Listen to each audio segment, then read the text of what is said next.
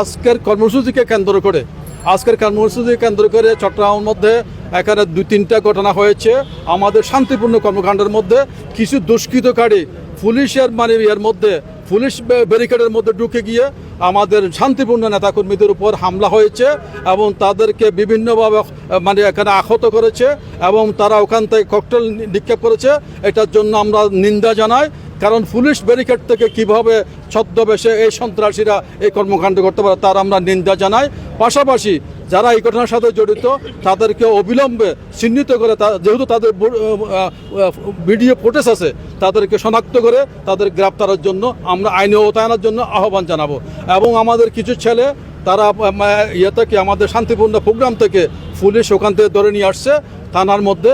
আমরা অনুরোধ দেব এবং বিশেষ করে ফাঁসরাইট থানা এবং সাতগাঁও থানা যাদেরকে ধরে নিয়ে আসছে ওই ছেলেগুলোকে নিরাপদ ছেলে, এদেরকে বিনা কন্ডিশন বিনা শর্তে তাদেরকে ছেড়ে দেওয়ার জন্য আমরা আহ্বান জানাচ্ছি। এবং পুলিশ কমিশনার এই বিষয়টি এখানে তার ঊর্ধ্বতম কর্মকর্তাদের নিকট বিষয়টি অবহিত করবে বলে আমাদেরকে আশ্বস্ত করেছে।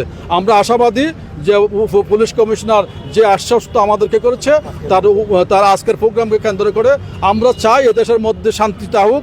এবং আমরা সরকারের বিরুদ্ধে আমাদের কোনো কর্মসূচি নাই এবং পুলিশ প্রশাসনের বিরুদ্ধে আমাদের কোনো কর্মসূচি নাই। আমাদের কর্মসূচি এবং আমাদের দাবি এবং আমাদের আন্দোলনটা হলো ওই খুনিদের বিরুদ্ধে, রইসুদ্দিনের খুনিদের বিরুদ্ধে আমাদের আন্দোলন। আমরা সরকারের বিরুদ্ধে আমাদের আন্দোলন নাই এবং আমাদের আন্দোলন যে প্রশাসনের বিরুদ্ধে নাই। আমরা প্রশাসনকে সহযোগিতা করতে চাই, সরকারকে সহযোগিতা করতে চাই খুনিদেরকে গ্রেপ্তারের জন্য। এই হলো আজকের আমাদের মূল কথা পুলিশ কমিশনারের কাছে। এখানে অনুপ্রবেশ করেছে অনেকে বলছিলেন এবং এখানে মাদ্রাসার শিক্ষার্থীরাও আছে। এখানে আপনারা কি মনে করছেন যে এই যে শান্তিপূর্ণ কর্মসূচিতে কারা আসলে এর ভিতরে ঢুকেছে কিনা? এটা তো আমি তো নাম বলতে পারবো না, আমি তো স্পটও নাই। ভিডিওর মধ্যে যেটা দেখবেন যে ভিডিও ফুটেজের মধ্যে এদের নাম নিশ্চয়ই আপনারা দেখলে হয়তো চিহ্নিত করতে পারবেন ওরা কারা, ওদের পরিচয় কি। নিশ্চয়ই ওরা যেহেতু সবগুলো ভিডিও হয়েছে, ভিডিও ফুটেজের মধ্যে ওরা শনাক্ত হবে। এইসব নিশ্চয়ই দুষ্কৃতকারী এবং নিশ্চয়ই তারা সন্ত্রাসী। এই সন্ত্রাসীগুলোকে আমরা আইনের আওতায় আনার জন্য প্রশাসনের নিকট আমরা আহ্বান জানাচ্ছি।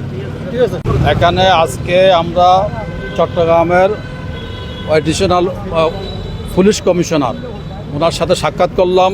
আমাদের বাংলাদেশ ইসলামিক ফ্রন্ট বাংলাদেশ এবং আহলে সুন্নাত ওয়াল জামাত 3 সংগঠনের একটা প্রতিনিধি দল ওনার সাক্ষাৎ করেছি। সাক্ষাৎ করে মাওলানা রইসুদ্দিন হত্যাকাণ্ডের ব্যাপারে আমরা এই কথাই বলছি। 1 সপ্তাহ হয়ে গেল, 1 সপ্তাহের মধ্যে এখনও কোনো আসামি গ্রেপ্তার হয় নাই এবং তার এই পর্যন্ত আসামিদের ধরার জন্য গ্রেপ্তারের জন্য কোনো উদ্যোগ নেওয়া হয় নাই, যে কারণে গোটা দেশের মানুষ আতঙ্কিত হয়েছে এবং ক্ষুব্ধ হয়েছে। তারা আশাহত হয়েছে প্রশাসন থেকে তারা কিছু পাবে কিনা।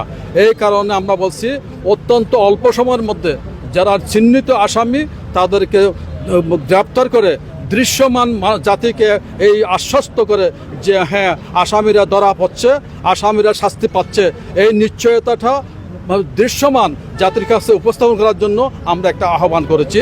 এবং ওনার মাধ্যমে আমরা স্বরাষ্ট্র উপদেষ্টার কাছে এই মেসেজটা পৌঁছানোর জন্য বলছি। এবং তিনি বলছেন ওনার নিয়ম অনুযায়ী, ওনার সামর্থ্য অনুযায়ী বিষয়টা সব জায়গার মধ্যে মেসেজটা পৌঁছাবে। এই হলো রইসুদ্দিনের ব্যাপারে